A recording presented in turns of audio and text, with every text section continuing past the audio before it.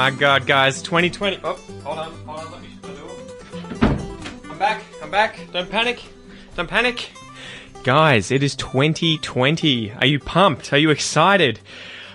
So today I'm doing this Walking with Pete episode inside because I tried to do it outside and walked around recording the episode, talking for about 15 minutes by myself, only to discover later that the recording was atrocious. It was horrible. For some reason, there was lots of background noise. It just hadn't picked up my voice very well. How do you say it? Lavalier. I always think lavalier or something in French. The lavalier mic wasn't working very well. So obviously, I have to do the episode again. I don't want to put you guys through horrible audio, at least as much as I can avoid. So, there are a few things I wanted to talk to you about today. I guess I wanted to talk about 2019 and sort of wrap that year up.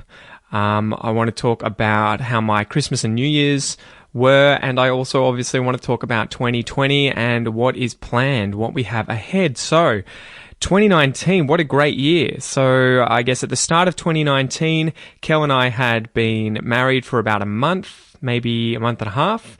We had moved into our house less than a month before 2019 began. That was amazing. You know, we got a 4-bedroom house down here near my parents, near my sister and her family, on the coast, near the beach, you know, back in my old hometown, my old stomping ground where I grew up. It's great to be back.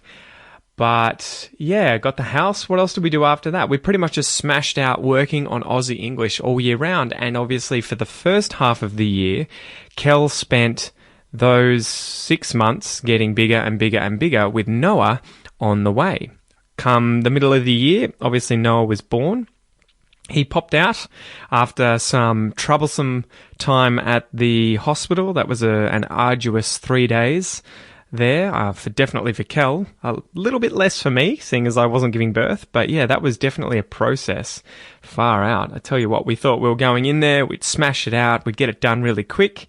We ended up, I think, staying the night in a birth suite. Kel was going through contractions, but they weren't close enough. So, in fact, no, she had her waters break. She wasn't going through contractions yet. The next morning, she was meant to be induced. They took an extra, 5 hours from when they said they were going to induce her at 7 a.m.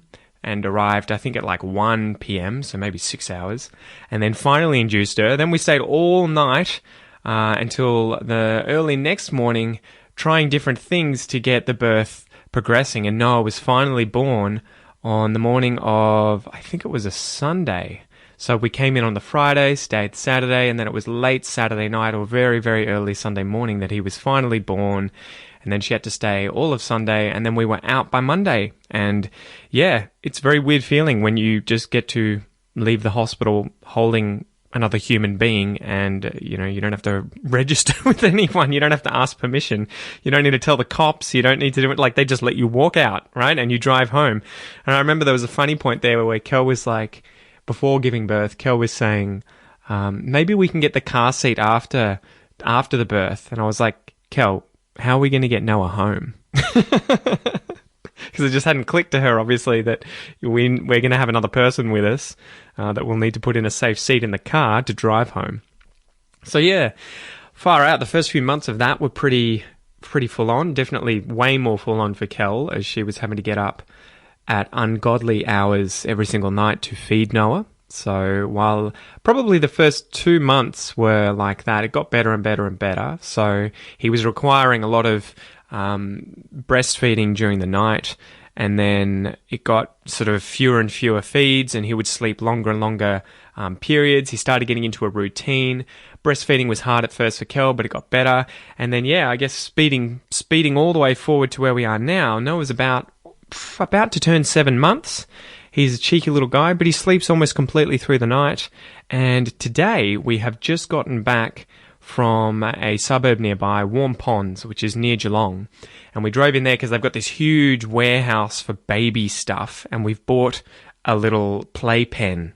So I call it the prison because this is where we can put Noah now, because only yesterday did he start crawling.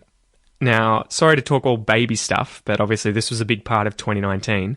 The funny thing with babies learning things, it's almost like they spend all this time trying. So Noah's been trying to crawl for months now, probably 2 months. He's been trying to move. He can roll over. He's getting really good at that, but he's been finding it difficult to move forward and move backwards and, actually propel himself under his own control and strength. Yesterday, he finally worked out how to do it, or at least a little bit. He went to bed, or he had a nap after he'd been, shoving himself around a little bit, forwards and backwards. And then when he woke up, all of a sudden he could just crawl. So it was very bizarre. So Cal and I realized we had to go out and get a playpen or a baby prison to keep him under control because he had started crawling around all over the house now. And so you can't turn your back on him without him disappearing in some direction. So to keep him out of all of our stuff, we got a fence. We set it up just now and put him in, and he seems to not know the difference. He doesn't know he's a prisoner yet, right? Probably the best kind of prisoner. So yeah, we did that. The rest of the year, far out, we've just been at home working on being a family and raising Noah, really, and saving as much money as possible. We're trying to buy a house. We want to save up for a house. You guys may have listened to the recent episode I did with James maybe a month or two ago where we were talking about putting together a deposit and wanting to get my parents to be guarantor for Kel and I so that we could buy a house. Now, we went through that process after recording that episode, and the banks wouldn't lend us. They would lend us barely anything. I think it was like $100,000 or something like that. It was close to nothing. And the reason for that is because my income report my tax return for the last 2 years, they average those, and my average income was something like $50,000 a year, right? So that's less than the average Australian makes. And on top of that, to compound things, Kel doesn't have a job currently that she's getting paid for. Well, she's, got more than a full-time job with Noah, but she doesn't have a, job where she's got an income. And so our family income's obviously not enough to get a decent loan.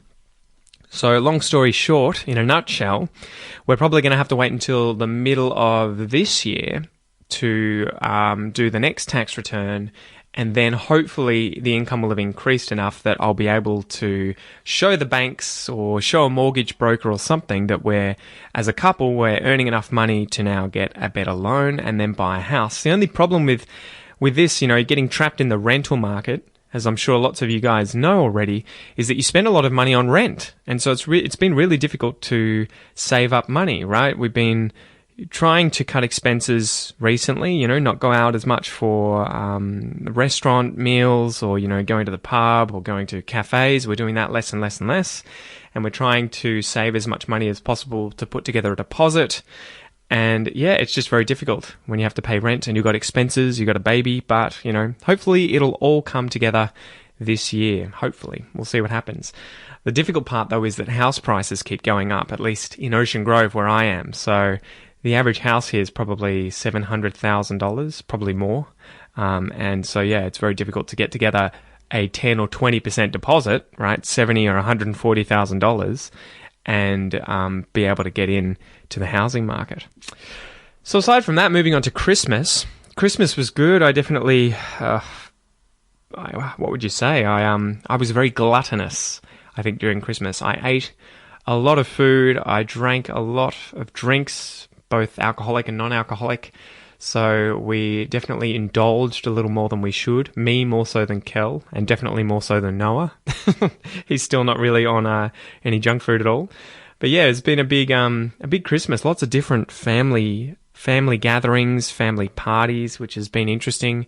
So if you guys, I don't know how you celebrate Christmas, if you celebrate it wherever you guys are, but here for me, as someone who's not religious, and most of my family isn't religious, we still celebrate it because it's a common holiday here in Australia where you just want to get together with the family, you want to show that you're thankful, it's kind of like Thanksgiving, I guess, for us, but Thanksgiving's an American holiday. So yeah, lots and lots of little parties, catching up with people, exchanging gifts. Noah had his first Christmas. He definitely got a tidy haul of presents from the family. Everyone seemed to give him heaps of gifts, both new and secondhand. And yeah, I don't know. Santa didn't really bring us anything too crazy. Not that I can really remember. Mostly loads of food and drink and a little bit of money to spend on Noah. So yeah, it's been a good Christmas. We had New Year's Eve the other night where we spent that with my family and some family friends at my parents' place. And I watched the fireworks on the news before going to bed because I was pretty wrecked.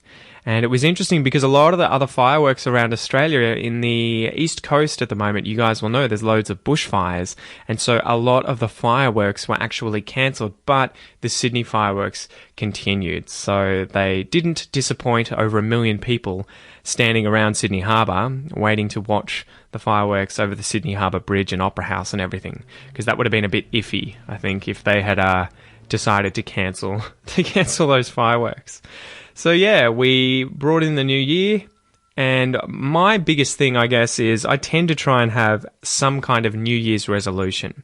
So a New Year's resolution, obviously you guys will probably know what this is, but it is where you make a resolution, you decide that you want to do something to make a significant change. You know, could be eating less, could be going to the gym, could be spending more time with the family, could be working harder, you know, could be anything. But I tried to have the New Year's resolution of eating healthily for a year. So I'm going to try not to drink any alcohol, I'm going to try not to eat any junk food, and I'm going to try to lose 10 kilos this year. Hopefully in the first half of this year, but we'll see how that goes, right? New Year's resolutions are notorious for not being held to. People tend to fall off the wagon, I think, after, you know, a few months usually. But we'll see how we go. So yeah, aside from that, Aussie English did really well last year, guys. You know, big thanks to all of you guys listening to Aussie English, buying the courses, purchasing the subscriptions to the podcast or to the academy, guys. We have like 600 members in there now, which is absolutely amazing.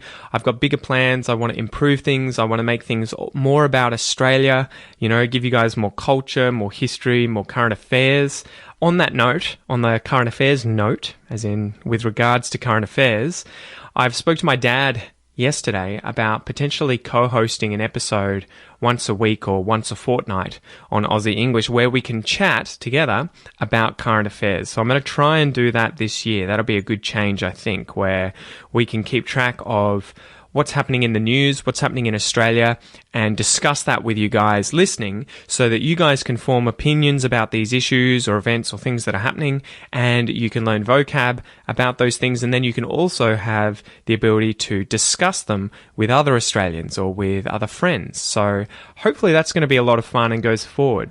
Apart from that, the other plan is to get an application together so you can access the Academy and the podcast on your phone.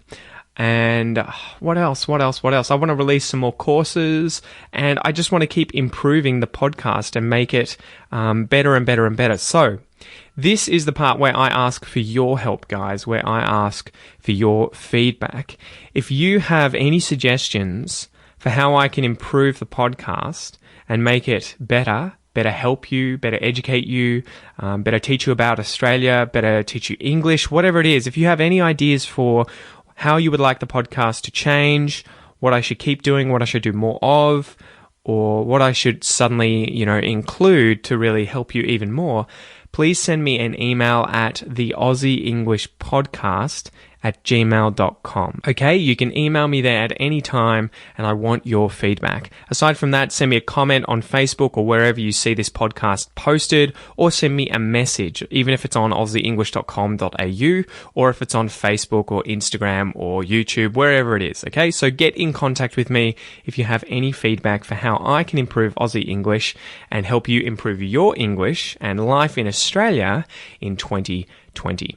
That's probably enough for this episode, guys. I hope you've enjoyed it. I wish you a very, very happy new year and hope that it brings everything that you deserve and that you want in your life this year. So, with that, guys, thanks for joining me, and I'll chat to you later. See ya.